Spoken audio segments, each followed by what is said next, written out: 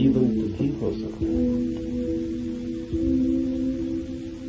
तब जो हम जानते हैं वो हमें करता है निर्भर, हल्का, कि हम उड़ सके आकाश में। जीवन ही जब जानना बन जाता है तभी पंख लगते हैं, तभी जंजीरें टूटती हैं और तभी द्वार खुलते हैं अनंत के।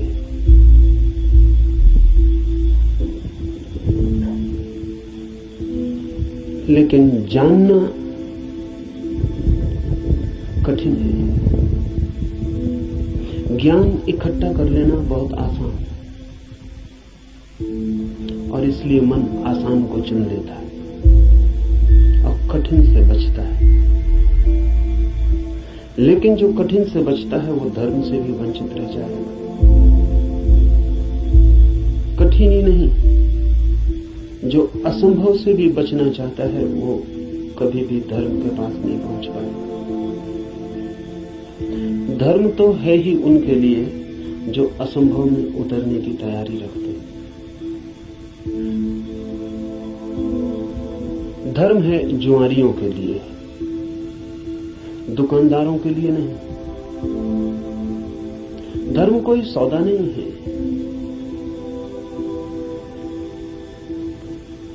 धर्म कोई समझौता भी नहीं।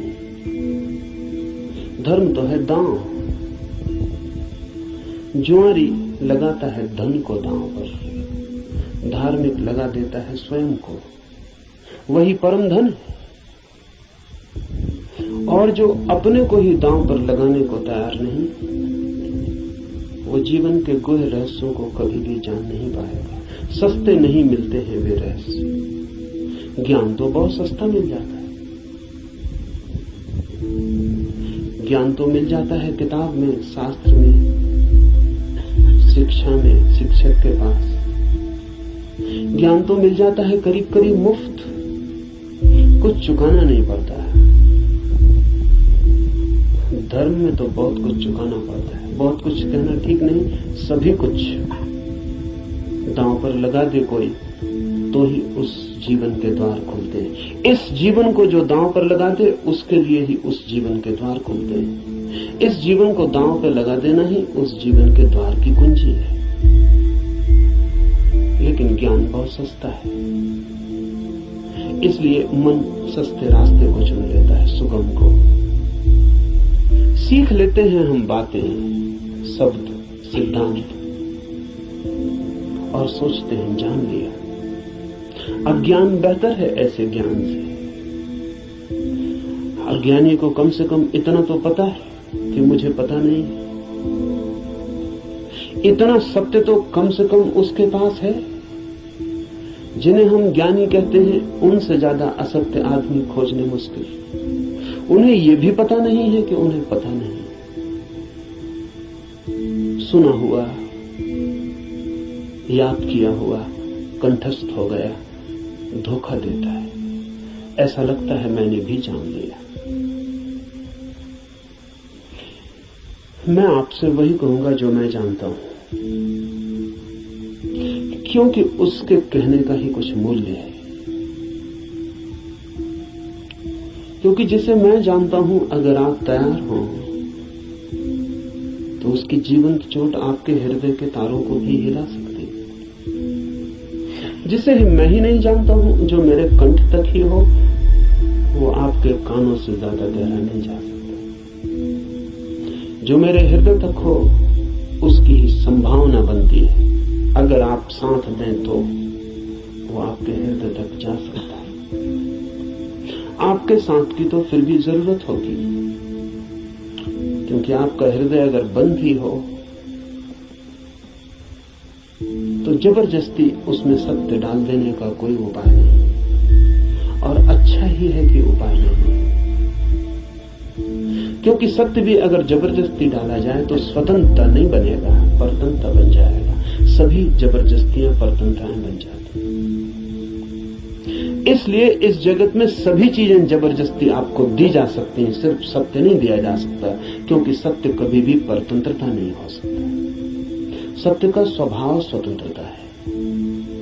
इसलिए एक चीज भर है इस जगत में जो आपको कोई जबरदस्ती नहीं दे सकता, जो आपके ऊपर थोपी नहीं जा सकती, जो आपको पहनाई नहीं जा सकती, उड़ाई नहीं जा सकती।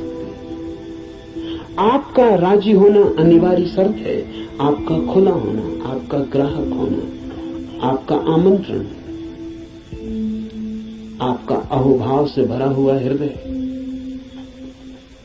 जैसे पृथ्वी वर्षा के पहले पानी के लिए प्यासी होती और दरारें पड़ जाती हैं, इस आशा में पृथ्वी जगह जगह अपने ओंठ खोल देती है कि वर्षा हो।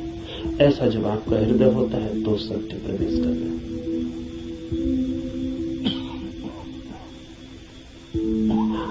अन्यथा सत्य आपके द्वार से भी आकर लौट जाता है। बहुत बार लौटा है, बहुत जन्मों जन्मों में। आप कुछ नए नहीं, इस पृथ्वी पर कुछ भी नया नहीं, सभी बहुत पुराने हैं।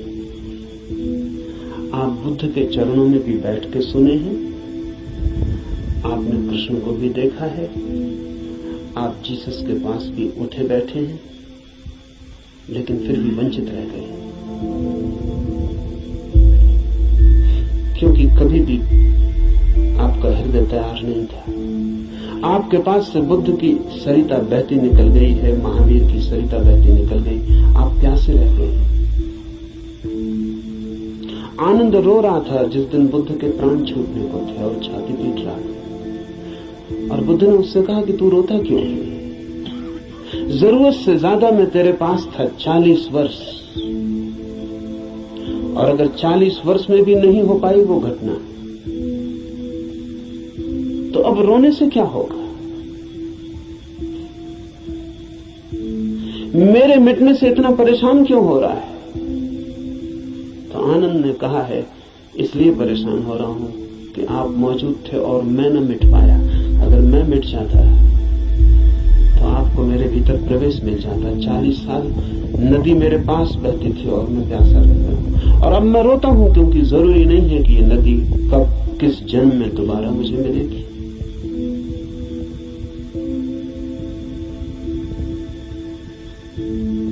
आप कुछ नए नहीं हैं।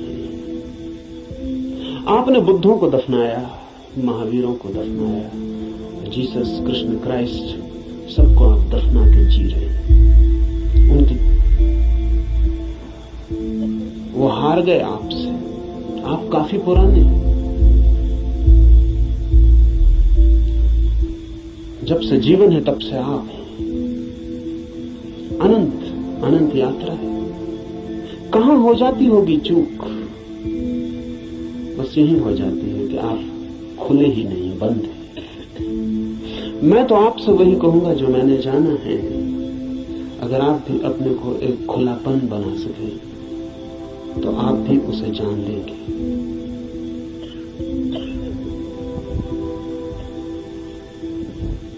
और ऐसा नहीं है कि कोई कठिनाई है बहुत, एक ही कठिनाई है और वो आप हैं। कुछ लोग कुतूहल से चलते हैं, जैसे राह चलते बच्चे पूछ लेते हैं इस वृक्ष का नाम क्या है, और अगर आप उत्तर न दें तो तत्क्षण भूल जाते हैं कि उन्होंने पूछा भी था। वो दूसरी बात पूछने लगते हैं कि ये पत्थर यहां क्यों पड़ा है।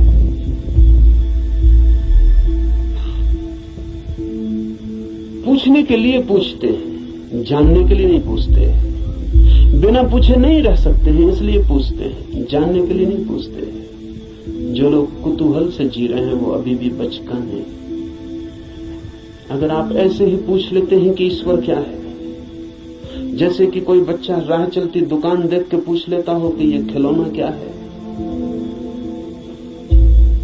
तो आप अभी बच्चे हैं। और बच्चा तो माफ किया जा सकता है, आप माफ नहीं किए जा सकते। कुतूहल नहीं चलेगा। धर्म कोई खिलवाड़ नहीं है बच्चों का। और फिर उत्तर भी मिल जाए तो उससे कोई प्रयोजन नहीं है। बच्चे का मजा पूछने में है। उसने पूछा, यही उसका मजा है। आप उत्तर देंगे भी तो उस उत्तर में उसे कोई बहुत रस नहीं है। क्या बात? मनस्विद कहते हैं कि बच्चे नया नया बोलना सीखते हैं तो अपने बोलने का अभ्यास करते हैं पूछ पूछ कर। जैसे बच्चा नया नया चलना सीखता है तो बार बार उठ के चलने की कोशिश करता है, बोलना सीखता है तो बार बार बोलने की कोशिश करता है। इसलिए बच्चे एक ही बात को कई दफा कहते हैं, इसलिए कई दफा कहते हैं क्योंकि उन्हें बोलने का एक नया अनुभव, एक नया आयाम मिला है। उस नए आयाम में वे तैर के अभ्यास कर रहे हैं, इसलिए कुछ भी पूछते हैं, कुछ भी बोलते हैं। अगर आप भी धर्म की दुनिया में कुछ भी पूछ रहे हैं, कुछ भी बोल रहे हैं, कुछ भी सोच रहे हैं और कोई गहरी जिज्ञासा नहीं है, बस कुतूहल है,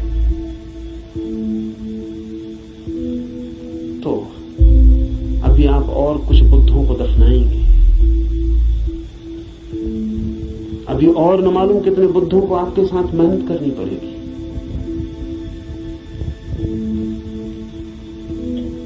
कुतूहल से सत्य का कोई संबंध नहीं। कुछ लोग कुतूहल से थोड़ा आगे बढ़ते हैं और जिज्ञासा करते हैं।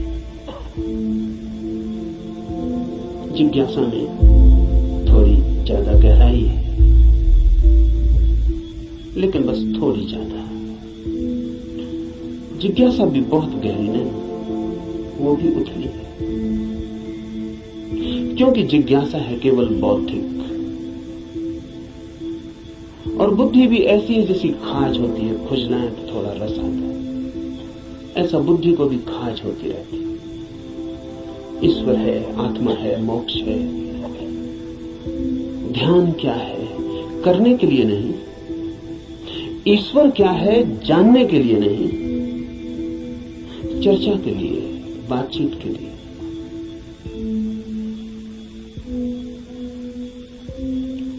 एक बौद्धिक मजा है, एक बौद्धिक व्यायाम है, तो लोग ऊंची बातें करते हैं, लेकिन उन बातों पर कभी भी कोई दांव नहीं लगाते। ईश्वर है या नहीं, इससे कोई प्रयोजन नहीं है, और ईश्वर हो तो, ईश्वर न हो तो वे जैसे हैं वैसे ही बने रहते हैं। ये बड़े मजे की बात है। एक आदमी मानता है कि ईश्वर है और एक आदमी मानता है कि ईश्वर नहीं, और दोनों की जिंदगी बराबर एक सी। कोई गाली दे तो उसे भी क्रोध आता है जो मानता है कि ईश्वर है, और उसे भी क्रोध आता है जो मानता है कि ईश्वर नहीं। बल्कि कई दफे तो ये देखा जाता है कि जो मानता है ईश्वर है उसे ज्यादा क्रोध आता है, क्योंकि जो मानता है कि ईश्वर नहीं है वो ज्यादा से ज्यादा क्या कर सकता है, आपका गाली दे सकता है, मार सकता है, हत्या कर सकता है, लेकिन जो मानता है ईश्वर है वो आपको नरक तक में सड़ा सकता है। उसके पास ज्यादा उपाय क्रोधित होने के। अगर ईश्वर के मानने और न मानने से कोई भी अंतर जीवन में न पड़ता हो तो उसका अर्थ है कि ये ईश्वर से कोई संबंध नहीं है, बौद्धिक बातचीत है।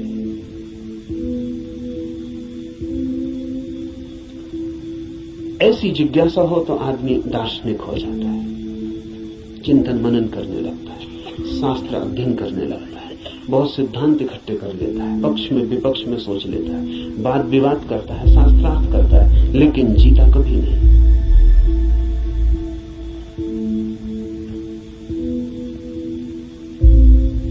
अगर आप भी सिर्फ जिज्ञासा से भरे तो यात्रा नहीं होगी। जिज्ञासा से भरे हुए लोग वे हैं जो मील के पत्थर के पास बैठ जाते हैं और पूछते हैं मंजिल क्या है, कितनी दूर है, और सदा यही पूछते हैं, लेकिन कभी उठ के चलते नहीं। जानते तो आप भी कितना है, क्या कमी है जानने में? करीब करीब सभी कुछ जानते हैं। जो बुद्ध ने जाना हो, महावीर ने, कृष्ण ने जाना हो, वो सभी आप भी तो जानते हैं। गीता में पढ़ के आपको ऐसा नहीं लगता कि ये बातें तो हमें भी मालूम है? मालूम आपको भी है, पर सिर्फ बुद्धि तक है, आपके हृदय तक उनका बीज नहीं पहुंचा। और बुद्धि पर रखे हुए विचार वैसे ही होते हैं जैसे पत्थर पे कोई बीज को रखते हैं। बीज तो होता है लेकिन पत्थर पे रखा रहता है, अंकुर नहीं फूट सकता। अंकुर फूटना हो तो बीज को पत्थर से गिरना पड़े, जमीन खोजनी पड़े, और जमीन की भी ऊपर की सतह ठीक नहीं है क्योंकि और गीली जगह चाहिए, तो थोड़ा जमीन के भीतर पहुंचना पड़े जहां थोड़ी पानी की सुविधा हो, थोड़ा रस बहता हो। बुद्धि पर पत्थर की तरह बीज रख जाते हैं, हृदय तक जब तक न गिर जाए तब तक गीली जगह नहीं मिलती। हृदय में थोड़ा रस रहता है, थोड़ा प्रेम, वहां थोड़ा पानी है, वहां कोई बीज गिरे तो अंकुरित होता है, नहीं तो कभी अंकुरित नहीं होता। जिज्ञासु व्यक्तियों के पास बहुत कुछ होता है लेकिन पत्थर पर रखे हुए बीजों की भांति। जमीन भी ज्यादा दूर नहीं होती लेकिन थोड़ी यात्रा भी मुश्किल है, चलना बिल्कुल नहीं है तो पत्थर पर ही बीज रखा रह जाता है। इतनी यात्रा तो करनी ही पड़ेगी कि बीज पत्थर से नीचे गिरे, जमीन पर आए, जमीन में जगह खोजे, थोड़ी गीली भूमि को पाए, थोड़ा छिप जाए अंधेरे में। ध्यान रहे, जगत में जो भी जन्म पाता है वो गहन, मौन, एकांत, अंधेरे को चाहता है। बुद्धि में तो जितनी चीजें रखी हैं वो सब खुले प्रकाश में रखी हैं, वहां अंकुर नहीं होते। हृदय है, आपके भीतर गीली जमीन है छिपी हुई, वहां कुछ पैदा होता है। इसलिए जो सिर्फ जिज्ञासा से जीते हैं वे विद्वान बन जाते हैं, पंडित बन जाते हैं, ज्ञानी बन जाते हैं, लेकिन कुछ अंकुरित नहीं होता उनके भीतर। कोई नया जन्म, कोई नया जीवन, कोई नए फूल, कुछ भी नहीं। एक और जिससे संबंध है हमारा, एक और भी दिशा है खोज की, उसे हम कहते हैं मुमुक्षा। जानने की फिक्र नहीं है, जीने की फिक्र है। जानने की फिक्र नहीं है, होने की फिक्र है। ये सवाल नहीं है कि ईश्वर है, सवाल यह है कि क्या मैं ईश्वर हो सकता हूं। अगर ईश्वर हो भी और मैं ईश्वर न हो सकूं तो कोई सार नहीं है। सवाल ये नहीं है कि मोक्ष है, सवाल ये है कि क्या मैं भी मुक्त हो सकता हूं। अगर मैं मुक्त हो ही ना सकूं और मोक्ष हो भी कहीं तो क्या अर्थ है।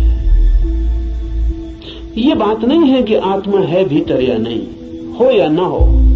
सवाल असली ये है कि क्या मैं आत्मा हो सकता हूं। मुमुक्षा है होने की खोज,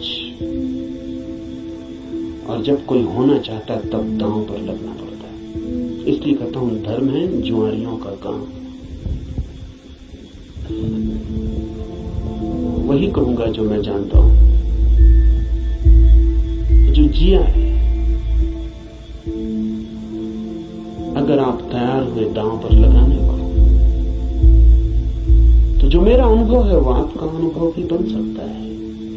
अनुभव किसी के नहीं होते, जो भी लेने को तैयार हो उसी के हो जाते। सत्य पर किसी का कोई अधिकार नहीं, जो भी मिटने को राजी है वही उसका मालिक हो जाता। सत्य तो उसका है जो भी उसे मांगने की तैयारी दिखलाता है, जो भी अपने हृदय के द्वार खोलता है और उसे पुकारता है।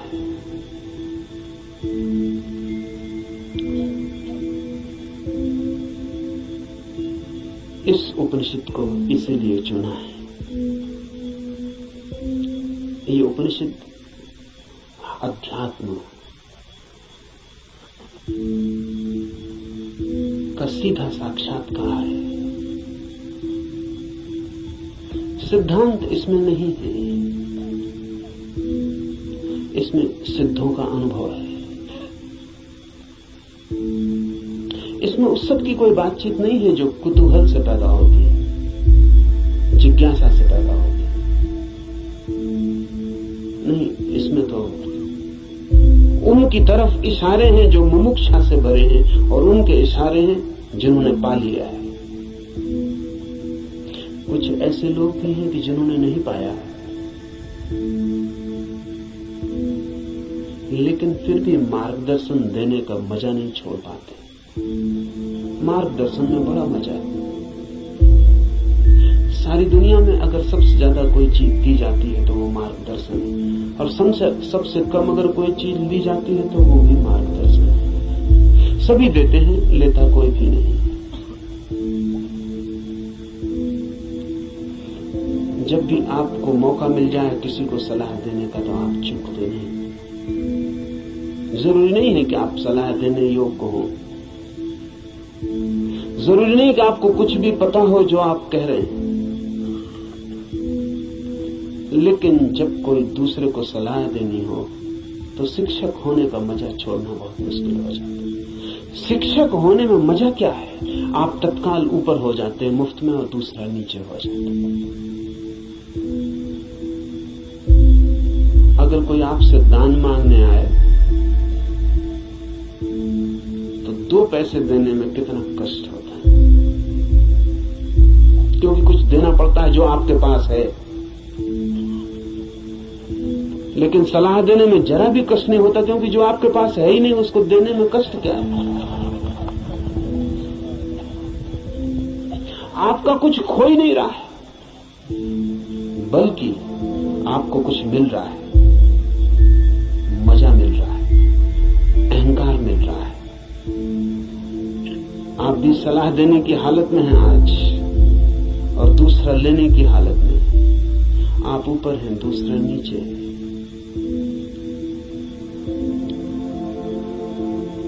इसलिए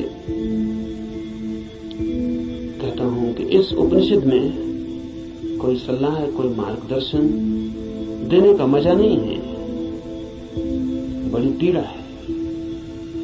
क्योंकि उपनिषद का ऋषि जो दे रहा है वो जान के दे रहा है, वो बांट रहा है कुछ बहुत हार्दिक, बहुत आंतरिक।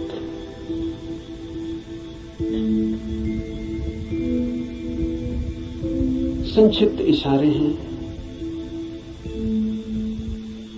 लेकिन गहरे हैं, बहुत थोड़ी सी चोटें हैं लेकिन प्राणघातक है। और अगर राजी हो तो तीर सीधा हृदय में चुभ जाएगा और जान लिए बिना न रहेगा, जान ही ले लेगा। इसलिए थोड़ा सावधान, थोड़ा सचेत, क्योंकि ये सौदा ही खतरनाक है। इसमें पागल हुए बिना कोई मार्ग ही नहीं है, इसमें अपने को मिटाए बिना पाने का कोई उपाय ही नहीं है। यहां तो खोने वाले ही बस पाने वाले बनते हैं। और इसीलिए इस उपनिषद को भी चुन लिया है। ऐसे तो सीधा ही आपसे कह सकता हूं, कोई कारण इस उपनिषद को चुनने का नहीं है, बहाना, आड़। क्योंकि तीर सीधा मारो आदमी बच सकता है, उपनिषद की आड़ से थोड़ी सुविधा रहेगी, इसलिए चुन लिया है कि आपको ऐसा भी पता नहीं लगेगा कि मैं कोई सीधे ही आपको तीर मार रहा हूं। तो बचने का जरा उपाय कम हो जाता है। सभी शिकारी जानते हैं थोड़ी आड़ से शिकार ठीक होती है। ये उपनिषद सिर्फ आड़ है और इससे कुछ लेना देना ज्यादा नहीं। जो मैंने जाना है वही कहूंगा, लेकिन उसमें और उपनिषद में कोई अंतर नहीं है, क्योंकि इस उपनिषद के ऋषि ने जो कहा है वो जानकर ही कहा है।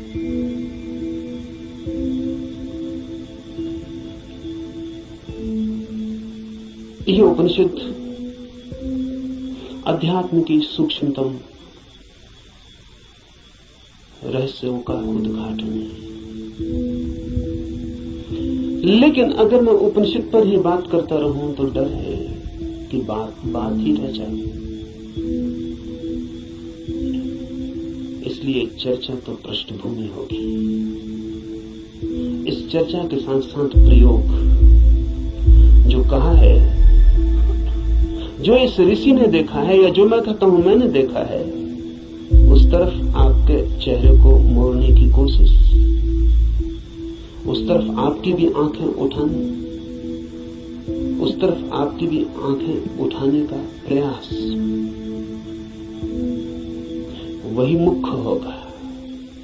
उपनिषद की बात तो सिर्फ हवा पैदा करने के लिए होगी कि आपके चारों तरफ वे तरंगें पैदा हो जाएं, कि आप भूल जाएं 20वीं सदी को, पहुंच जाएं उस लोक में जहां ये ऋषि रहा होगा। मिट जाए ये जगत जो चारों तरफ बहुत बेरौनक को बहुत कुरूप हो गया है, और याद आ जाए उन दिनों की जब ये ऋषि जिंदा रहा होगा। एक हवा,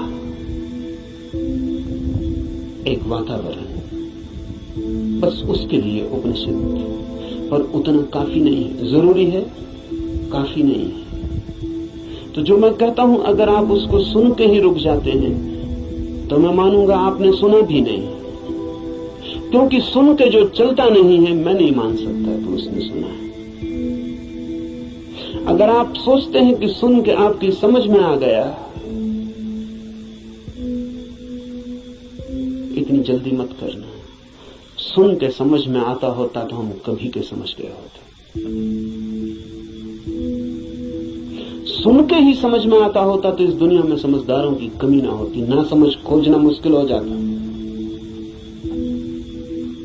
मगर ना समझ ही ना समझ, सुन के कुछ भी समझ में नहीं आता। सुन के सिर्फ शब्दों पे मुट्ठियां बन जाती, सुन के नहीं, करके ही समझ में आता है। इसलिए सुनना करने के लिए, समझने के लिए नहीं। सुनना करने के लिए, करना समझने के लिए। सुन के ही सीधा मत सोच लेना कि समझ गए। वो बीच की कड़ी के बिना कोई भी उपाय नहीं है, कोई भी रास्ता नहीं। लेकिन मन कहता है कि समझ गए, अब करने की क्या जरूरत है। मंजिलें चल के पहुंची जाती हैं। सब भी समझ लिया हो, यात्रा पथ पूरा स्मृति में आ गया हो, पूरा नक्शा जेब में हो, फिर भी बिना चले कोई मंजिल तक कभी पहुंचता नहीं। लेकिन सपना देखा जा सकता है। कोई आदमी यहीं सो जाए और सपना देख सकता है कहीं भी पहुंचने का। मन सपना देखने में बड़ा कुशल है। और ऐसा मत सोचना कि आप ही ऐसे सपने देखते हैं। जिनको आप बहुत बुद्धिमान कहते हैं वे भी इसी तरह के सपने देखते रहते हैं। साधु हैं, सन्यासी हैं, महात्मा हैं, वर्षों से खोज में लगे हैं, लेकिन कहीं इंच भर नहीं पहुंचते, यात्रा ही नहीं करते। वो जो वर्षों से खोज में लगे हैं, वो सारी की सारी खोज वर्तुलाकार है। बुद्धि में ही वर्तुल बन जाता है, भंवर बन जाता है, उसी भंवर में घूमते रहते हैं। फिर उस भंवर में सब समा जाता है, वेद समा जाते हैं, उपनिषद समा जाते हैं, कुरान है, बाइबलें समा जाती हैं। उस भंवर में सब समा जाता है, लेकिन एक इंच भी गति नहीं होती। उपनिषद की हम चर्चा करेंगे, उपनिषद समझाने के लिए नहीं, उपनिषद बन जाने के लिए। यहां सुन के कुछ कंठस्थ हो जाए और आप भी बोलने लगे तो मैंने आपका नुकसान किया, मैं फिर आपका मित्र साबित ना हुआ। यहां सुन के आप जो सुना है वो बोलने लग जाएं तो कोई मूल्य नहीं है। यहां सुन के आपको भी वो हो जाए, आप भी वो देख लें, वो आंख आपकी भी खुल जाए तो ही। ऐसा समझें, एक कवि गीत गाता है किसी फूल के संबंध में। गीत में बड़ा माधुर्य हो सकता है, छंद हो सकता है, लय हो सकती है, संगीत हो सकता है। गीत की अपनी खूबी है, लेकिन गीत कितना ही गाए उस फूल को और कितना ही गुनगुनाए तो भी गीत गीत है, फूल नहीं। और लाखों गति और लाखों छंद तो भी गीत गीत है, फूल की सुगंध नहीं। और आप उसी गीत से तृप्त हो जाएं तो आप भटक गए। उपनिषद गीत है किसी फूल का जिसे आपने देखा नहीं अभी, गीत गजब का है, गाने वाले ने देखा है, पर गीत से तृप्त मत हो जाना। गीत फूल नहीं है। ऐसा भी हो जाता है कि कभी कभी आप फूल के पास भी पहुंच जाते हैं। कभी कभी फूल की एक झलक भी मिल जाती है, अचानक, आकस्मिक। क्योंकि फूल कोई विजाती ही नहीं है, आपका स्वभाव है, आपके बिल्कुल निकट है, किनारे किनारे है। कभी कभी छू जाता है बिना आपके, बावजूद आपके। कभी कभी फूल एक झलक दे जाता है। कोई बिजली कौन जाती, किसी क्षण में आकस्मिक अनुभव में आ जाता है। कुछ और भी है इस जगत में, यही जगत सब कुछ नहीं है। इस पथरीले जगत के बीच कुछ और भी है जो पत्थर नहीं, फूल है, जीवंत, खिला हुआ, जैसे किसी स्वप्न में देखा हो या अंधेरी रात में चमकी हो बिजली और कुछ दिखा हो और फिर खो गया हो। ऐसा कभी कभी आपके जीवन में भी हो जाता है, कवियों के जीवन में अक्सर हो जाता है, चित्रकारों के जीवन में अक्सर हो जाता है। फूल की झलक बिल्कुल पास आ जाती है। फिर भी फूल कितने ही पास हो और कितनी ही झलक मिल गई हो, पास होना भी दूर होना ही है। और कितने ही पास आ जाए फूल तो फिर फासला तो बना ही रहता है। और मैं बिल्कुल हाथ से भी छू लूं फूल को तो भी पक्का नहीं है कि जो अनुभव मुझे होता है वो फूल का है, क्योंकि हाथ खबर लाने वाला है। और हाथ अगर बीच में गलत खबर दे दे तो कुछ भरोसा नहीं। और हाथ सही ही खबर देगा, इसको मानने का कोई कारण नहीं। फिर हाथ जो खबर देगा वो फूल के संबंध में कम और हाथ के संबंध में ज्यादा होगी।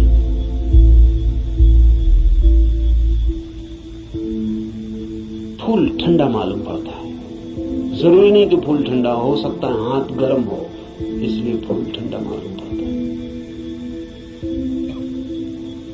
खबर हाथ के संबंध में, क्योंकि खबर जब भी किसी माध्यम से आती तो सापेक्ष होती है, पक्का नहीं हुआ जा सकता।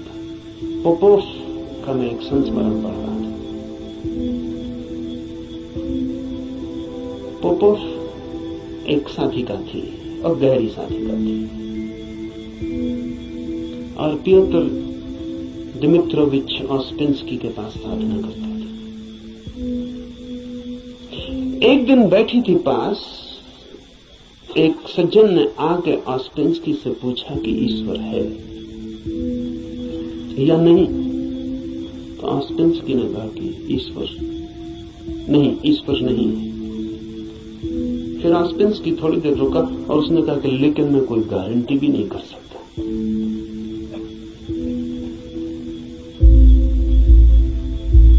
क्योंकि जो भी मैं जानता हूं वो सब माध्यम से जाना गया है। कभी आंख से देखा है लेकिन आंख का भरोसा क्या, कभी कान से सुना है लेकिन कान गलत सुन सकता है, कभी हाथ से छुआ है लेकिन हाथ का क्या कहना। अभी तक सीधा नहीं देखा है, अभी तक आमने सामने नहीं हुआ हूं, इसलिए कोई गारंटी भी नहीं। अभी तक जो भी जाना है उसमें मुझे ईश्वर का कोई अनुभव नहीं हुआ, लेकिन जरूरी नहीं कि ईश्वर न हो। इससे सिर्फ मेरी खबर मिलती कि मेरे अनुभव क्या है, इसलिए मैं कोई गारंटी नहीं कर सकता कि नहीं ही है। इसलिए मुझ पे भरोसा करके मत रुक जाना, खोजना। जब भी माध्यम से कुछ घटता है तो भरोसे का नहीं। अगर फूल के बिल्कुल पास भी पहुंच जाएं तो भी आंख देखती है, हाथ छूते हैं, सुगंध नाक में आती है, ये भी दूरी का अनुभव है। तो कभी कभी कोई कवि उस परम फूल के इतने पास पहुंच जाता है तो उसकी गीत में उतर आती है गूंज उसकी, लेकिन फिर भी बुद्ध नहीं है वो, महावीर नहीं है वो। महावीर कौन है, बुद्ध कौन है? बुद्ध है वो चैतन्य जो फूल ही हो गया। इतनी भी दूरी न रही कि फूल को देखा हो, फूल ही हो गया। फूल होकर ही पूरी तरह जाना जा सकता है क्या है। उपनिषद के ऋषि की बात है, गीत है किसी फूल के संबंध में। उसे गुनगुनाना, मिठास है बड़ी उसमें, स्वाद है उसमें बहुत, लेकिन वो फूल नहीं है, गीत ही है। अगर प्रयास करेंगे तो कभी कभी झलक भी मिलेगी। मेरे पास लोग आते हैं, वो कहते हैं ध्यान में बड़ी झलक मिली, लेकिन फिर खो गई। आनंद प्रकाश हो गया था, फिर खो गया। आनंद ही आनंद हो गया था, लेकिन अब कहां है? अब खोजते हैं और नहीं मिलता। झलक का मतलब है पास पहुंच गए थे, झलक तो खो ही जाएगी। इसलिए ध्यान ज्यादा से ज्यादा झलक ही दे सकता है। उस पर भी मत रुक जाना कि उसी झलक को पकड़ के बार बार खोजते रहना है। ध्यान का तो मूल्य इतना है कि झलक मिल जाए, फिर आगे जाना है समाधि में, ताकि आप फूल ही हो जाएं।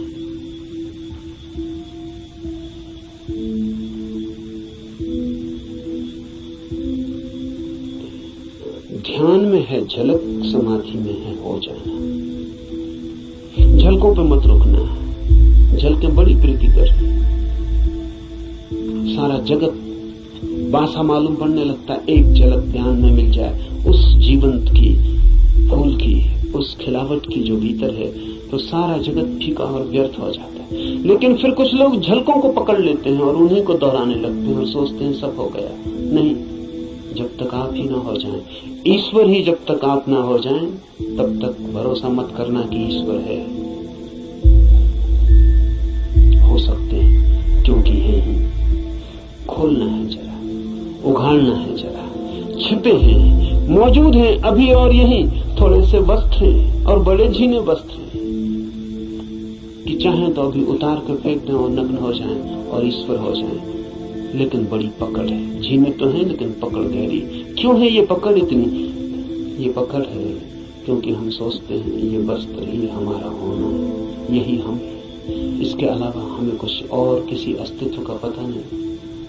इस उपनिषद में इशारे होंगे उस अस्तित्व के जो वस्त्रों के पार है।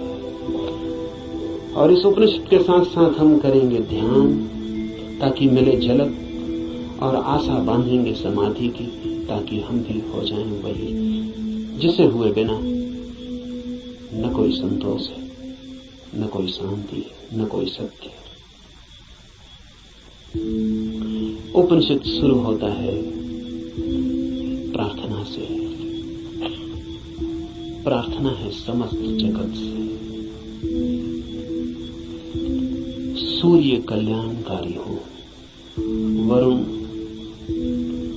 अर्यमा, इंद्र और बृहस्पति, विष्णु कल्याणकारी हो। उस ब्रह्म को नमस्कार हो। हे वायु, तुम्हारे लिए नमस्कार, क्योंकि तुम प्रत्यक्ष ब्रह्म हो। मैं तुम्हें ही प्रत्यक्ष ब्रह्म कहूंगा। सत्य और रिक्त वे सब मेरी रक्षा करें। आचार्य की भी इस प्रार्थना से शुरू होता है। धर्म की यात्रा प्रार्थना से शुरू होगी। प्रार्थना का अर्थ है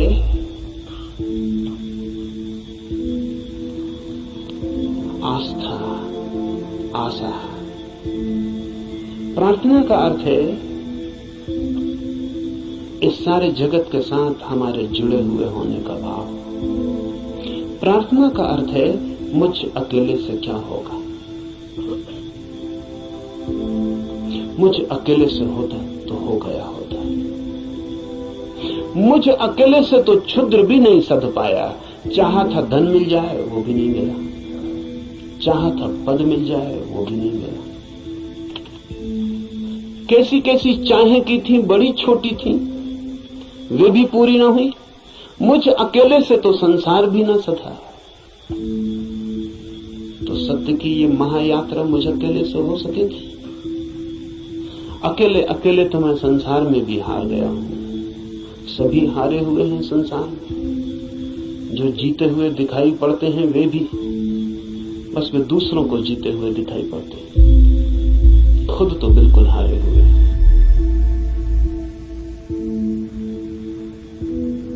आप भी अपने को हारे हुए दिखाई पड़ते होंगे, औरों को तो आप भी जीते हुए दिखाई पड़ते हैं। आपसे भी पीछे लोग हैं जो आपको समझते हैं पा लिया आपने, जीत गए संसार में,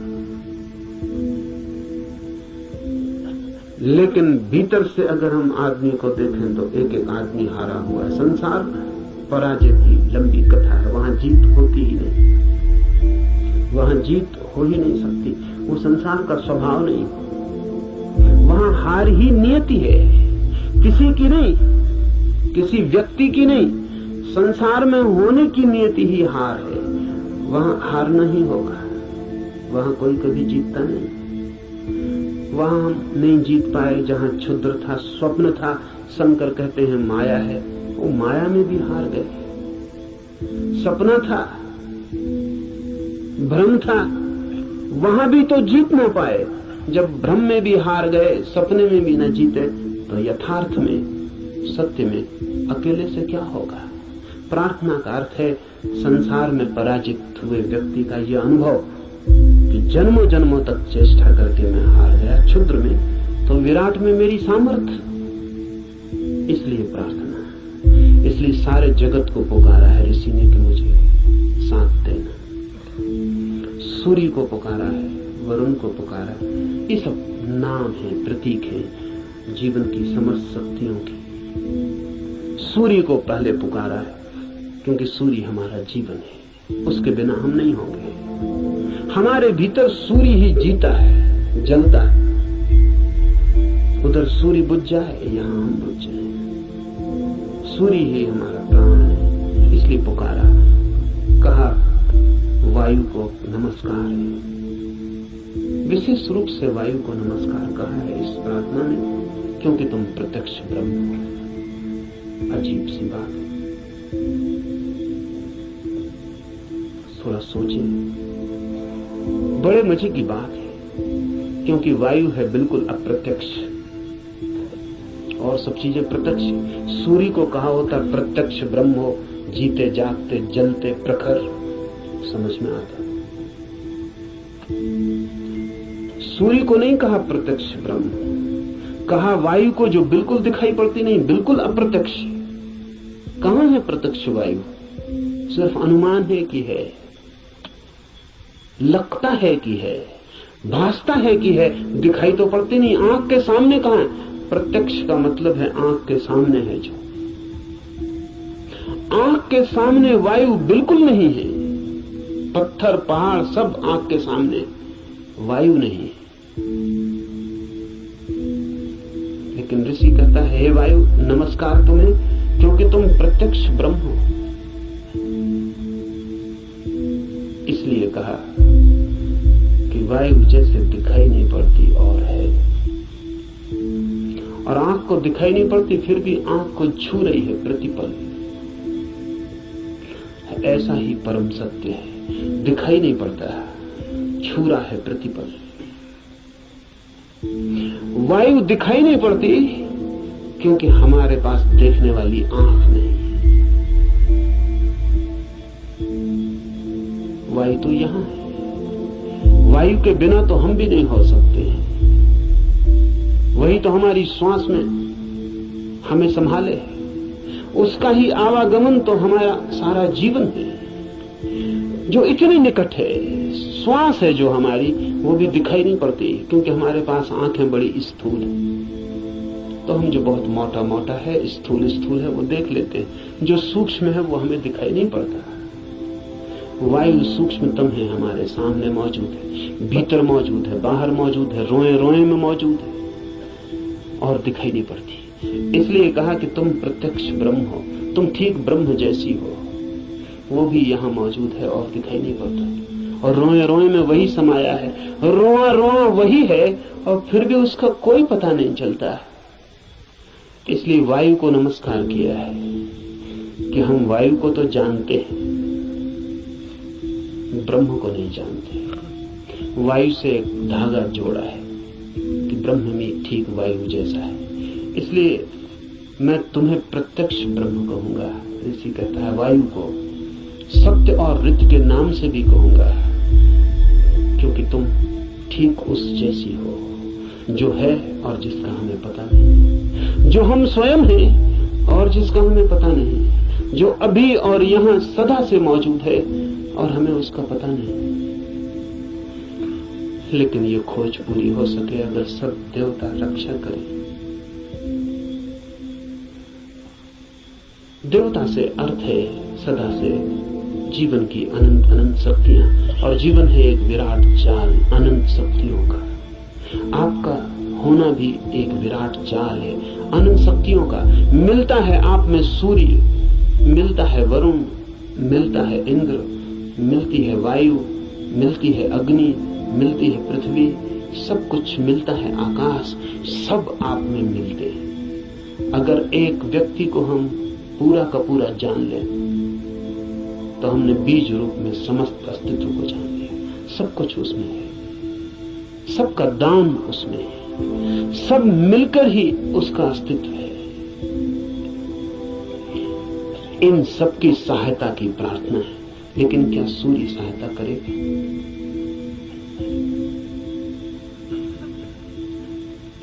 ये सवाल उठता ही है। प्रार्थना भी की तो क्या सूर्य सहायता करेगा?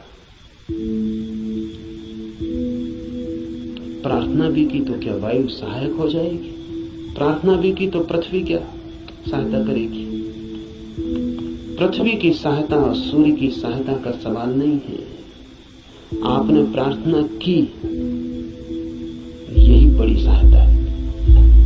इसे थोड़ा ठीक से समझ लें। कोई सूर्य आके आपको सहायता नहीं करेगा, लेकिन आपने प्रार्थना की, इसका जो परिणाम है वो सूर्य पर नहीं होगा, आप पर होगा। क्योंकि प्रार्थना करने वाला चित्त हो जाता है विनम्र, प्रार्थना करने वाला चित्त हो जाता है असहाय, प्रार्थना करने वाला चित्त स्वीकार कर लेता है इस बात को कि मुझ अकेले से नहीं होगा।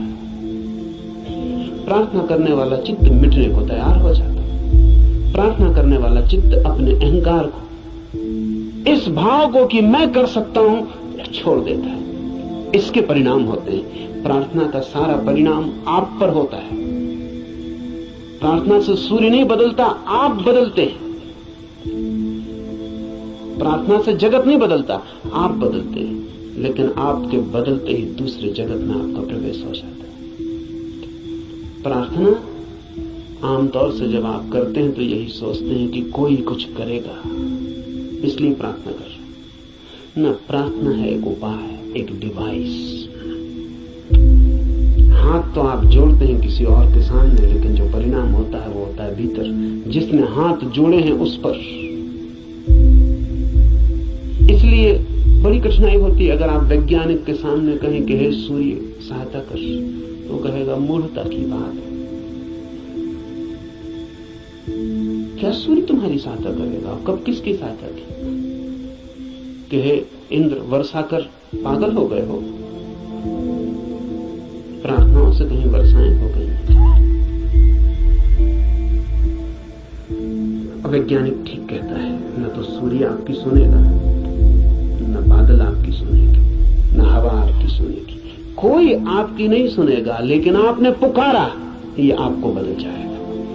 आपने कितने जोर से पुकारा, उतनी गहरी हूक आपके भीतर प्रवेश हो जाएगी। अगर आपके पूरे प्राण पुकार उठे तो आप दूसरे ही आदमी हो जाएंगे। इसलिए है प्रार्थना।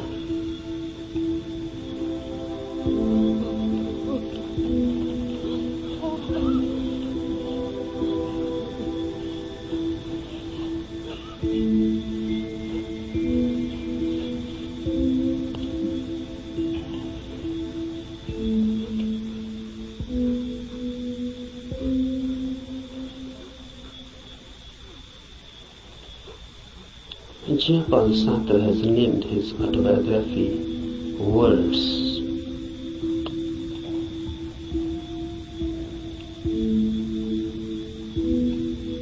This christening of his autobiography as words is significant, deeply significant. Really, everybody's biography is just words and nothing else. Because what is your mind? Words and words and words. If you analyze the mind, then what you are? Just words. A long sequence, a long procession of words.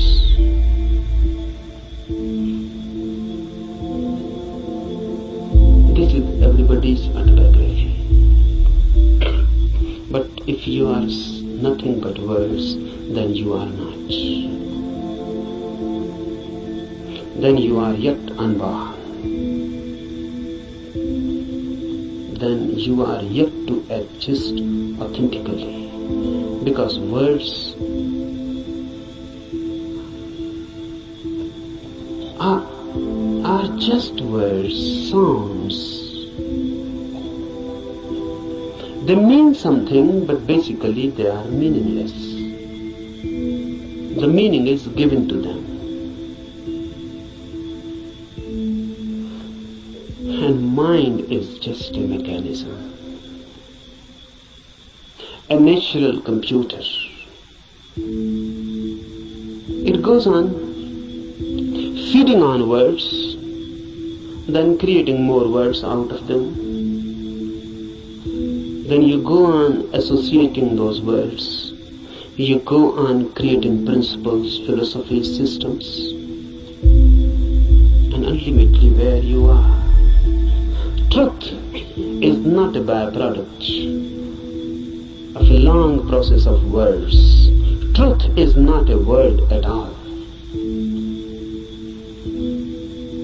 Truth is out of words. Truth is beyond words or below words. Truth is experience, not words. All the Lao-Tse has said, the truth cannot be said. Because when you say something, language has to be used. Words have to be used. And truth is not a word. So when you say it, you miss it. The moment you say it, you have missed it. It cannot be said. It can only be experienced.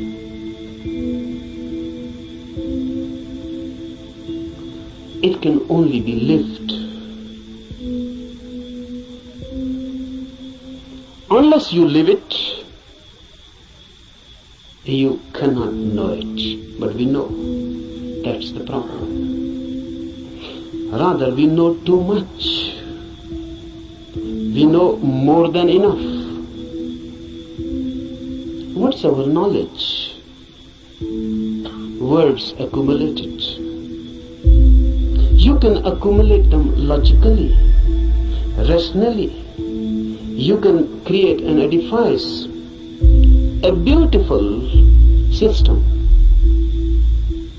Just as you can make a house with playing cards. But you cannot live in it.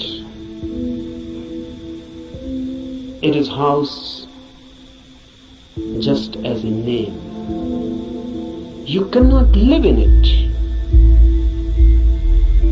Out of words you can create a palace, a system, a philosophy, but you cannot live in it. Philosophers create beautiful systems, but they always live out of them. They cannot live in it. That is impossible. Nothing is wrong with them. The very system is such that it cannot be lived. One Immanuel Kant are some Hegel.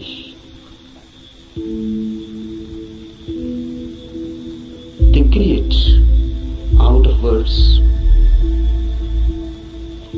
principles, hypotheses. They go on explaining the whole universe, but they themselves remain unexplained. They can explain the whole cosmos. They can say how the world was created. They can say what is the destiny. And look in them, dig deep, and you find a very miserable man, just as unhappy as anyone,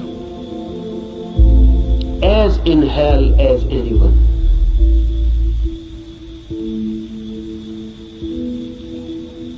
Don't believe in words.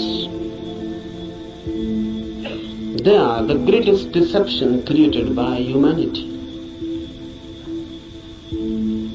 And word has become our world. We live in it, we eat it, we ride on it. The word beats in our hearts and the word circulates in our blood. We are just a collection, a big collection of words. Mind is very miser about words. It goes on accumulating. But remember, word is never the reality. I can use the word love. But love, the word, is not love, the experience. I can go on repeating love, love, love, and I can create a sort of auto-hypnosis, and I can believe that I know love because I know the word. To know the word is easy. To know love is difficult. Not only difficult, but impossible. Impossible not because the experience is impossible. Impossible because you are incurable. Because love can come only to you when you are not. And that is the path of everything that is great, deep. Love, truth, God. They come only when you are not. Your non-being becomes the passage. Someone was asking Mozart. Mozart was one of the greatest musicians of the world. Rare, unique. Someone asked him, which music you like most? And Mozart is reported to have replied, no music, sir. No music I like most.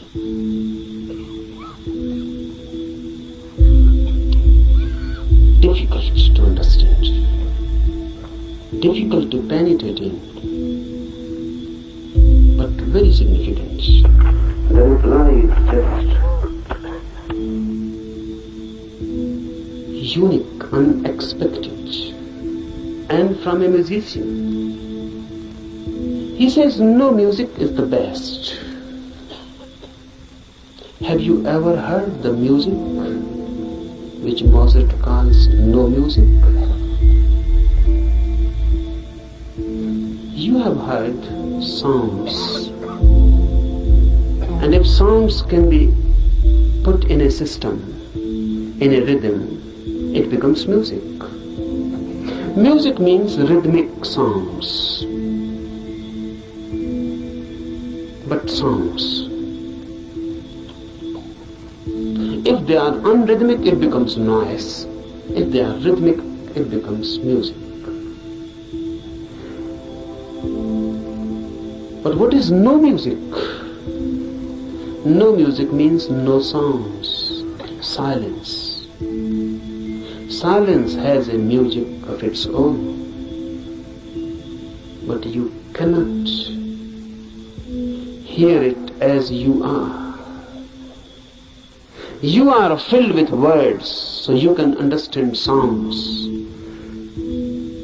You are filled with noise, that's why music has so much appeal. You are so much filled with noise, crowdy noise, mad noise, that when someone creates music outside, you forget your noise inside. You are magnetized by the music outside. You forget yourself. You become concentrated in the music outside. That's why music is loved so much. Music is a hypnosis created by sounds, rhythms, technique. Unless your inner noise ceases, unless your inner constant talk, chattering ceases, you cannot hear no music. This Upanishad is concerned with no music. No music means meditation. The state of mind when there is no noise within, then suddenly you become aware of a silence without. When you are silent, the whole universe becomes suddenly silent. When the whole universe is suddenly silent, for the first time you are authentically existent. For the first time you have being. For the first time you know who you are.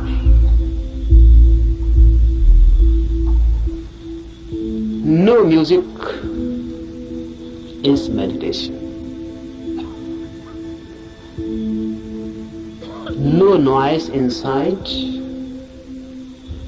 creates the possibility, the situation in which you can hear the soundless silence which is everywhere,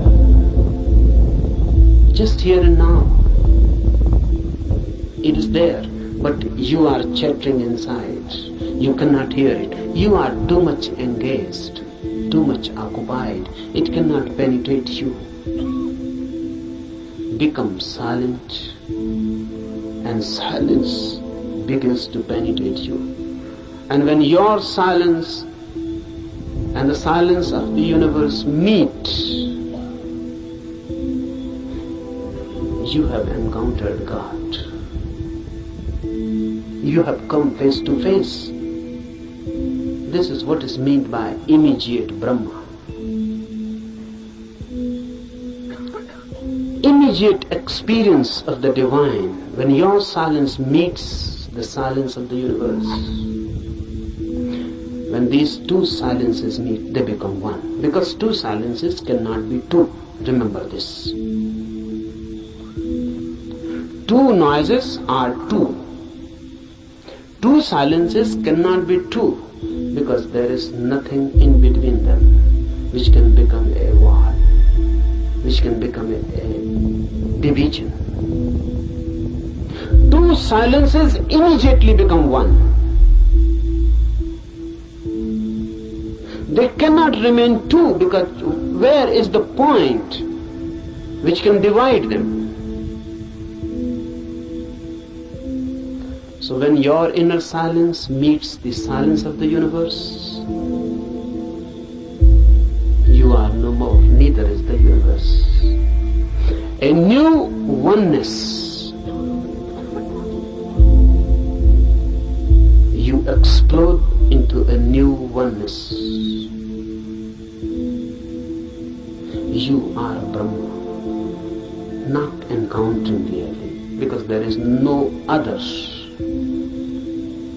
Note this point,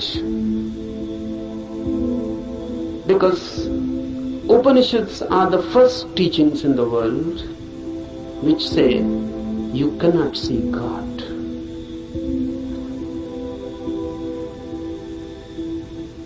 All the religions go on talking about seeing God. Upanishads are the first teachings, the oldest, which say you cannot see God, because in seeing two are needed, you and the God. God cannot be made an object of knowledge. God is your subjectivity. So you cannot put God before you. There is no way of meeting God. You can only dissolve in Him, or He can dissolve in you. Oneness is God. When two silences meet, oneness is created. Two silences meeting transform everything. In this camp, we will try to create a silence within you. We are not to do anything for the silence of the universe. It is always here and there. It is always the case. Only you are missing your silence. Once you can gain your silence, suddenly you are transformed into a different world, a different being. You are no more the same. The old man is dead and a new is born. Creating of this inner silence is all that is meant by meditation.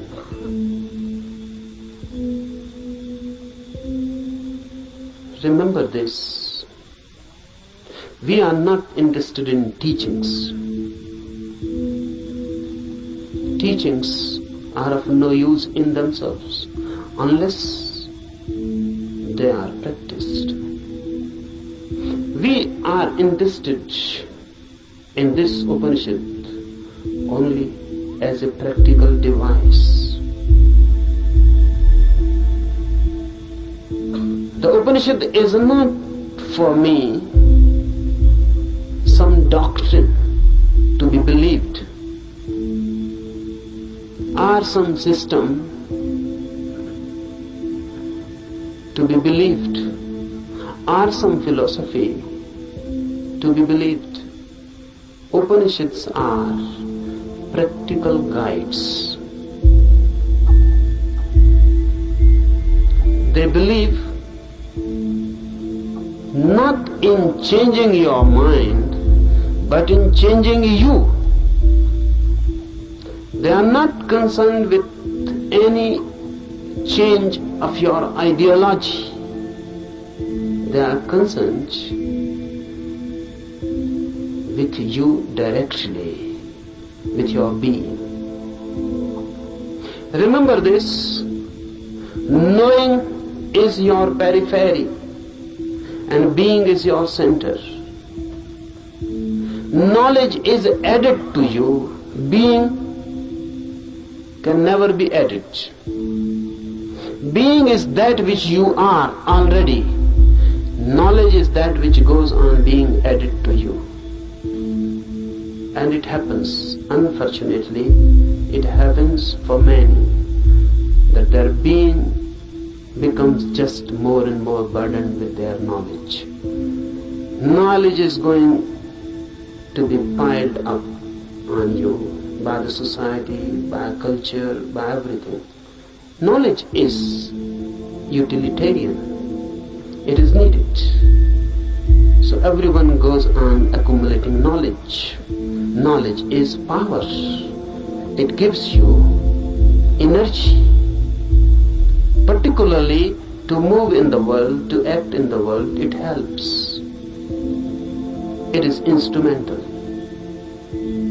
But if you become too much identified with this knowledge, you forget that you are more than what you know. then you forget that you are mirror to your knowledge. Then you forget that your foundational being is not your knowing. What you know is just your memory. How to penetrate this knowing and to reach the innermost center which you are. Silence, no music, non-chattering, no inner talk. But how to do it? It is difficult. It is difficult because you can start a new talk inside. How to stop it? How to meditate? You can start a new talk that will not do. The way to do is to throw this inner nonsense out completely, to go through a catharsis. Whatsoever goes on in, make it out, throw it, express it. If you can throw all your mind out, you create a space within. In that space, silence happens. So, we are not going here to sit silently with closed eyes and making an effort to stop the inner talk, the inner noise. You cannot do that way. You can only add something more to it. Your efforts for stopping anything inside will create more noise. So here we will be concerned with the technique of expression, not suppression. We will be throwing the mind out. Throw it out completely. Throw it out so much that inside no mind happens. Even for a single moment you can find inside there is no mind, no talk, no words. You have tasted something of the beyond. Immediately, you are in tune with the infinite. This we are going to do. This is not a camp for teaching anything. I'm not going to teach you something. I'm going to help you to grow into something, to be something different. Cooperate with me, because unless you cooperate, nothing can be done. This cooperation is not only needed from you, you must ask, you must request, you must invite and pray, so that all the forces of the world, all the forces of the universe cooperate with you. That's why this Upanishad, Adhyatma Upanishad, starts with a prayer. This prayer is beautiful. Om, let the sun be beneficent for us, and Varun, and Aryama, and Indra, Brihaspati, and all be beneficent for us. Let Vishnu be beneficent for us. Salutations to that Supreme, O air, salutations unto you, for you are immediate Brahma, the Absolute, the Supreme. I shall call thee alone the immediate Brahma. I shall also call thee Ritha and Satya, the law and the reality. Let them protect me. Let them protect the Acharya, the teacher. Om Shanti, Shanti, Shanti. With prayer we start. Why? because man alone is helpless. Man alone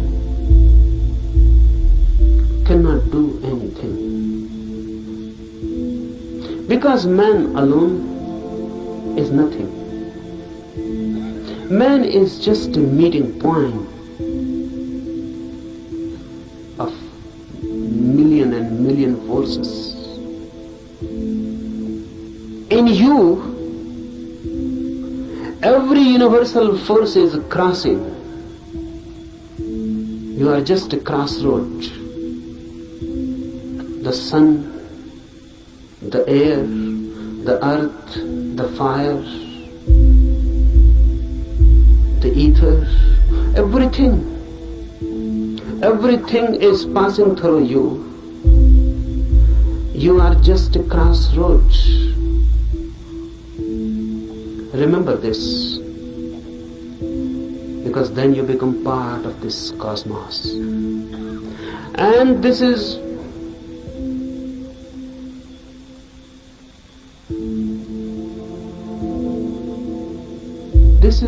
very significant to remember, because the modern mind thinks itself to be isolated, not in tune with the universe, but in conflict, in a struggle. The Western attitude has always been of a struggle, conflict. And now the Western mind has become the universal mind. No, there exists no such thing as Eastern mind. This Upanishad belongs to the Eastern mind. It existed once. It is totally different. Western attitude is of fighting with the universe, of conquering. How to conquer nature? How to conquer natural forces? This makes man alienated. Man becomes a stranger in this universe. A conqueror is bound to be violent. A conqueror is bound to be in conflict. And ultimately a conqueror is bound to find himself isolated, alone. Eastern mind is totally different. The very approach is not a fight, but of deep resonance. Universe and I are not two. I am part of it, just a wave in the great ocean. I belong to it, and it belongs to me. There is a belonging. I am not a stranger in this world. I am not forced on this world. I am not an enemy, and the world is not inimical towards me. I am part of it, and not a mechanical part, but an organic part. Just like my eyes are my organic part, my hands are my organic part. I touch through my hands, I see through my eyes. My seeing has become my eyes, and my touching has become my hand. The universe has become man in you. The universe has become a particular individual in you. You are not different from it. You are just a wave. And the universe is flowering through you. This is Eastern way of looking at the world. Man in tune. That's why prayer is a bridge. It makes you feel again at home. Even the sun is not so far away.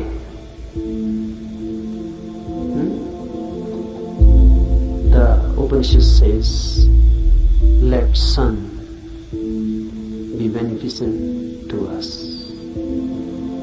Let everything be beneficent to us. Let everything be a blessing to us and a help. Why? Because truth is not yours or mine. Truth means the center of this universe. And if you are in conflict with the universal forces, you can never reach it. Only in a deep friendship, deep intimacy,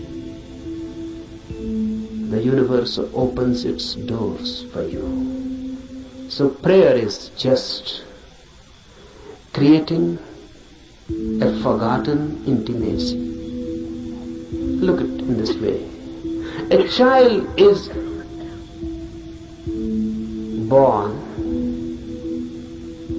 The moment a child is born, he is separated from his mother. Before birth, in the womb, he was one. With the mother one. There was no separation. The child and the mother were one. The child existed within the mother as part, organic part. Because even the child was not breathing. The mother was breathing and the child was alive through mother's breath. The child's heart was not beating. The mother's heart was beating and the child was alive through mother's heart. The child was not eating. The child was not doing anything. The child was just part and parcel of the mother. Then the child is born and separated. Then the child grows as individual. Away and away the child goes from the mother. The same happens with human consciousness. Before consciousness is born, you are one with the universe. In deep sleep, you again fall into that oneness.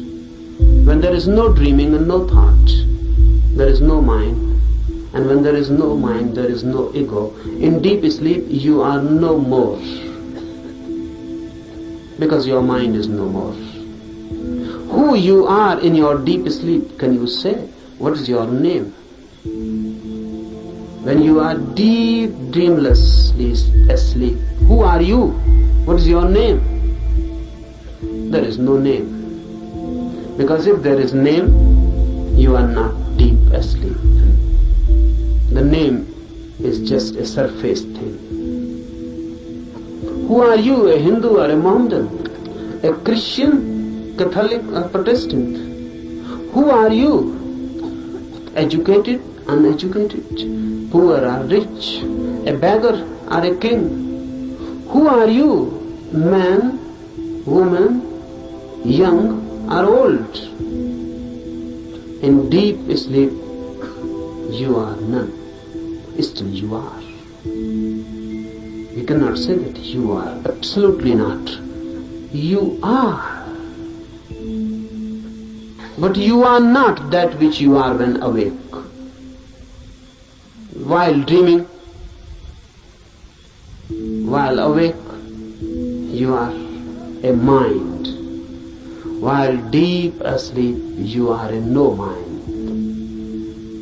The mind is lost, dissolved, but the being is. Deep prayer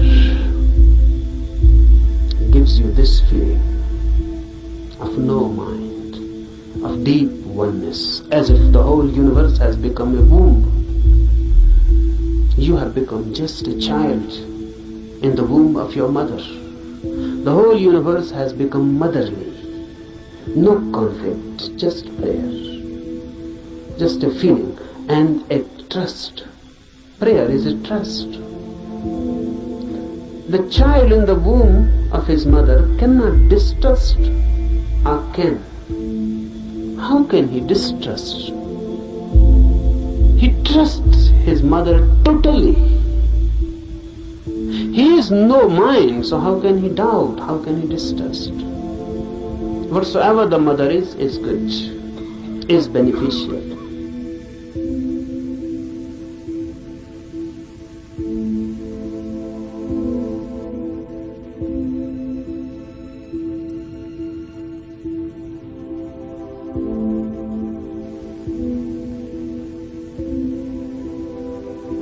When you pray, you are throwing yourself back into a motherly universe. You are back into the womb of the world, of existence itself. And you trust. This trust is sown in the prayer.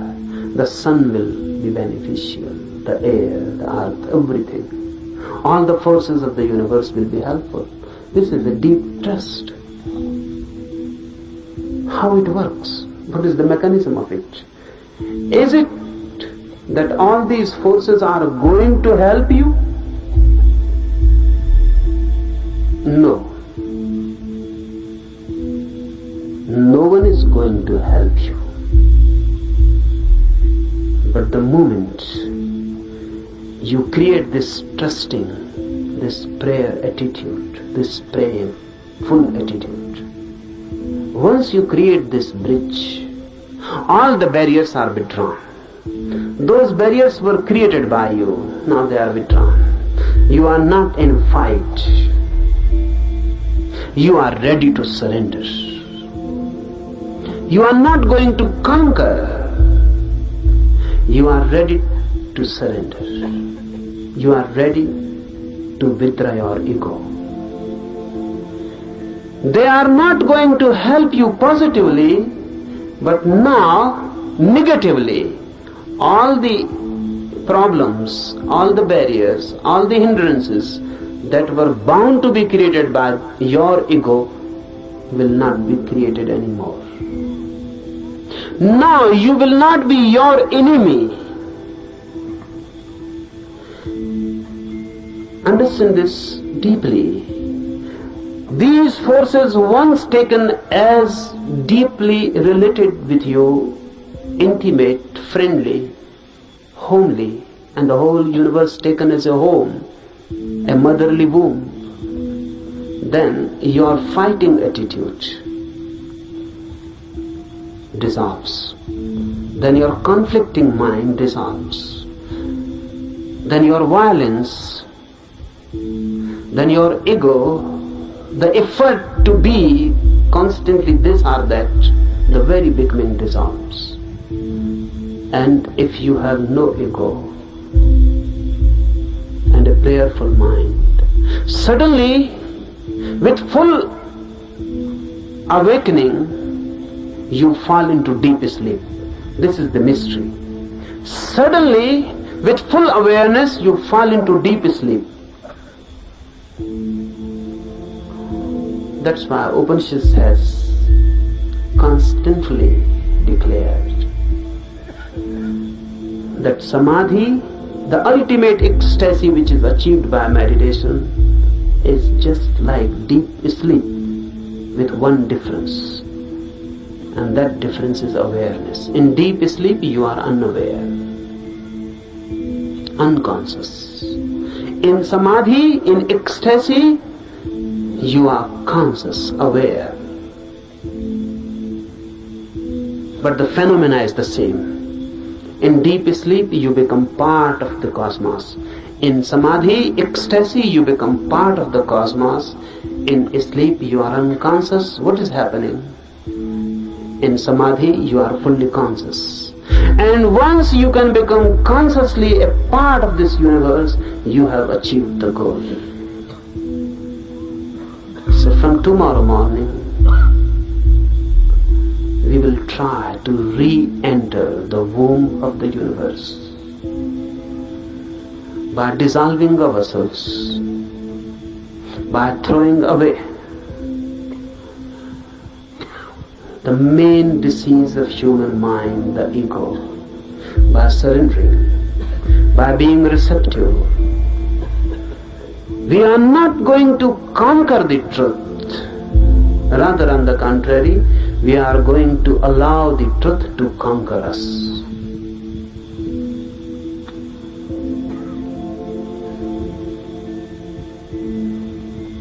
Now, some instructions for the morning meditation.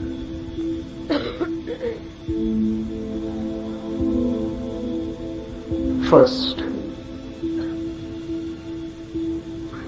don't be serious at all. For this whole camp, don't be serious at all. I consider seriousness to be a fatal disease.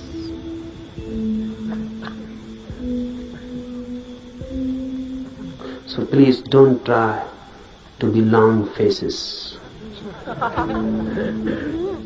Why I particularly say this? Because religious people are usually trying to be that. Don't be serious. Be more and more laughing, enjoying like small children. Because before the divine force, we are small children. So don't be serious. You cannot approach that divine force with a serious, sad face. That's a barrier. Laugh and dance and enjoy like small children, and you can enter the temple very easily. The doors are always open for the children. Be children-like. Jesus is reported to have said that only those who are like children will enter the kingdom of God. And look what Christians have done. They have created a very serious, sad religion. Jesus on the cross, a weeping religion, crying. Christians say Jesus never laughed. This is unbelievable. Because the man who said only those who are like children will enter the kingdom of God cannot be believed that he never laughed.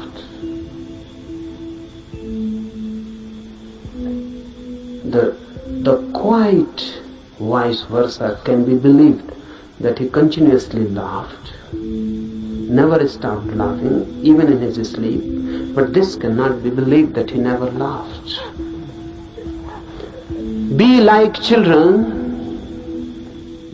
Forget your ages, your experience, your knowledge.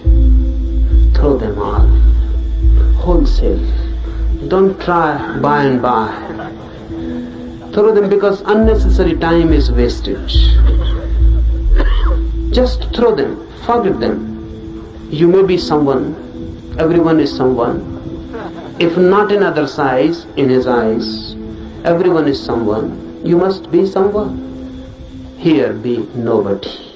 Forget. Leave outside the campus ground your identities. You may be a doctor, you may be a professor. Leave all these diseases outside. You may be a rich man, you may be a politician. There are thousands and thousands types of diseases. Please leave them outside. Here come like small children. Then something is possible. Otherwise, nothing. So first thing, be completely non-serious. Second thing, for all these 8 days, laugh as much as you can. Why? Because you don't know the mechanism of the mind. Suppressed energies can be thrown out in many ways. Laughter is the easiest. Any energy, try it. Someone has abused you, you feel anger coming in, immediately laugh. And the same energy which was going to be anger will become laughter. You are sad, something has happened. The moment you remember you are sad, immediately laugh. Don't wait someone to help you. Laugh. And suddenly you will feel the change, the same energy which was going to take a shape, sad shape, is transformed into laughter. It has been released. So laughter I give you as a technique of release. And don't try to be miser about it. And don't try to find out any reasons for it. No reasons are needed.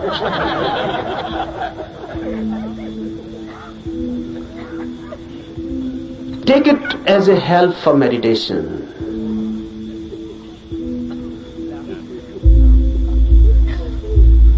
The whole thing takes a different dimension. Thirdly, for all these days to come, remember one thing constantly, that you are to create a situation in you in which the divine can be invited. So don't do anything. Don't behave in such a way that the situation is disturbed. What do I mean? Be more graceful. Be more loving. Be more compassionate. So that you can create a situation in which the divine can become a guest, be a host. Just think of it. The divine coming to you as a guest. What you will do? How you will behave? How you will clean your house? How you will celebrate? How you will create a space in your house. Constantly for all these 8 days, remember this, that you are going to be a host to the divine. So behave. Always thinking of that. Remember, your laughter can become many things. It can be violent. It can be angry. It can be insulting to someone. Then you are not behaving like a host. Your laughter must become a grace. It must not be insulting to anybody. It must not be insulting, disturbing. It must not create something which can become a barrier. So do whatsoever you like, but constantly remember that in these 8 days, any moment the divine can enter in you.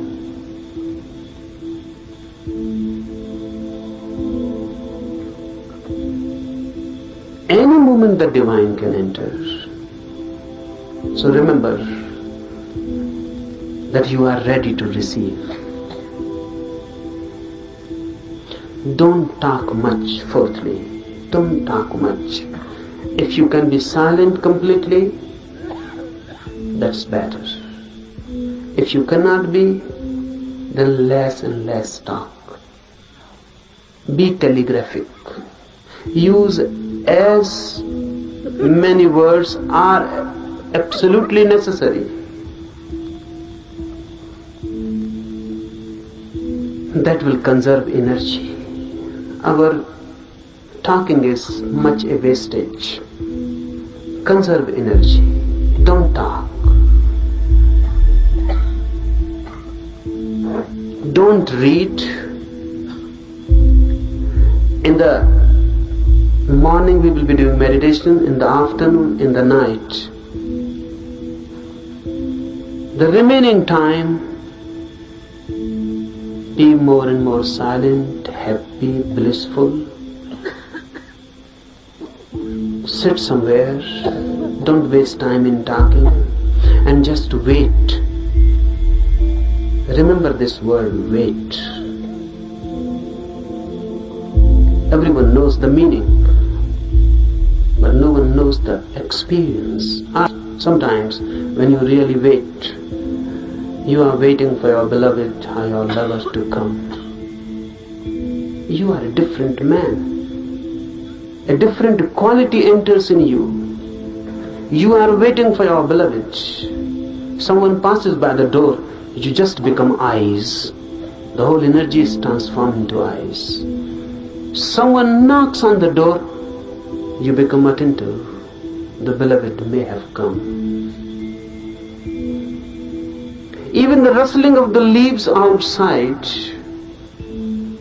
dry leaves falling on the ground, and you feel the beloved has come. You are constantly alert. Alert, but not tense. Alert, but waiting.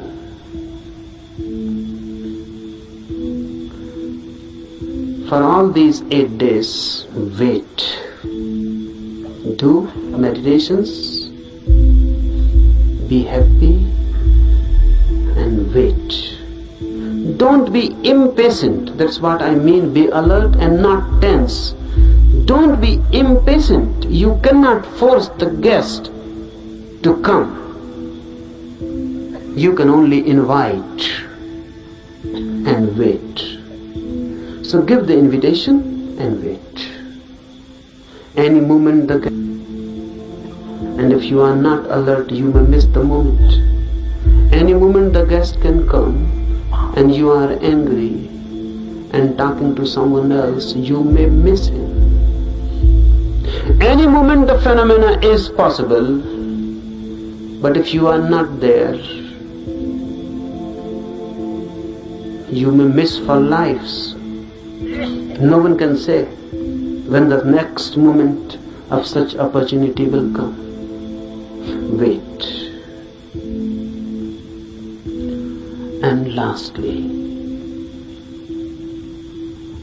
meditation needs you in your totality, nothing less will. If you withhold something and just do it half-heartedly, it is better not to do it, because the whole effort is useless. You will be simply tired and nothing will happen. So unnecessarily, why tire yourself? If you are half in it, you will be tired. And if someone feels tired, remember this and find out you will be half in it. If you are totally in it, you will be refreshed, not tired. This is the difference. If you are totally in it, nothing has been retained, nothing has been withheld. You were in it totally. The doer was not standing outside, the doer had become the doing. Then you will come out of his fresh like the dew in the morning, fresh like a rose just opening, fresh, full of energy, light, dancing, blessed. And not only blessed, in such a state of mind that you can bless others. But that happens only when you are total in it. It never happens when the minor part has moved. Then there is a tension between you standing and between you moving. Then you have become two. Then you are split. That split, that inner tension between two, creates tiredness. You feel exhausted, not vitalized. You feel just as if your energy has been sucked out. You will feel it. So whenever you feel it, go deep and ask, are you split into two, divided? The effort that do, either stop completely, don't do. That's better, because you are not deceiving yourself. It is honest. Or be totally in it, move in it. When you move totally in it, it has a different quality. Suddenly, there is no tension, no conflict, no struggle within. Your whole being has gone into it. And you have never gone into anything as total. You have not loved as total. You have not done anything as total, always partial. That's why our life is just moment exhausted. You feel just dying every moment. No beauty, no flowering out of it, just death. Out of life, only death. That shows what you are doing with yourself. Otherwise, life is every day, every moment a new flowering. Every day a new achievement. Every day a new height and a new depth. And if you can go on, moment to moment, moving totally in your life, death becomes itself the deepest experience of life. There is no death then. But it is difficult to move totally in anything. At least try with meditation. If you can move in meditation totally, then you can move in other dimensions also totally. And a total life is a religious life. A religious life doesn't mean any ritual, doesn't religious worship, doesn't mean any religious affiliation. It means energy moving in its totality. And when you move total, you become holy. Why? Because all that is known as sin is possible only when you move in part. You can love someone totally, but you cannot hate someone totally. That's impossible. You can be compassion totally, but you cannot be anger totally. Really, a very strange phenomena happens. If you can just try to be totally angry, suddenly when the anger will be coming nearer and nearer to the totality, it will change into compassion.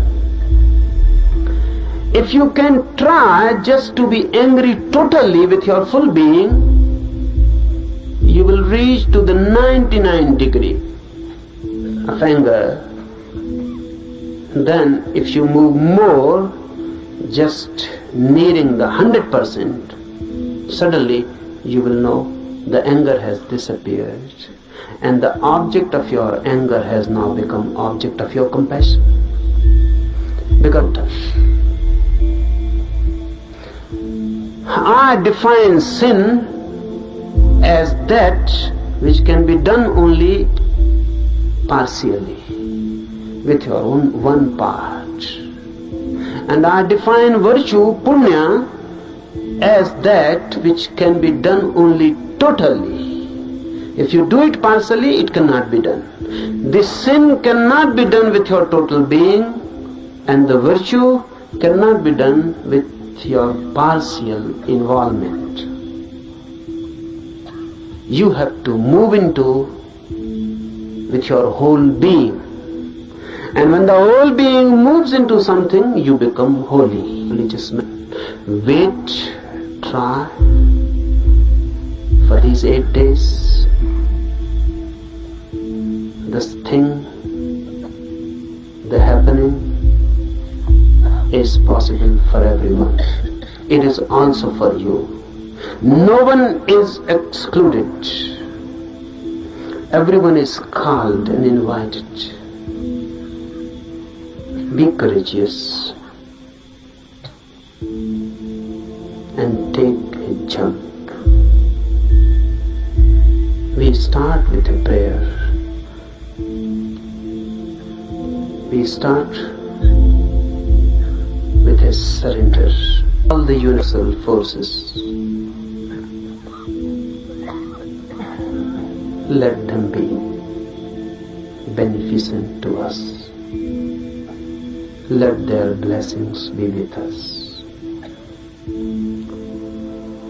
आज के लिए इतना, enough for today.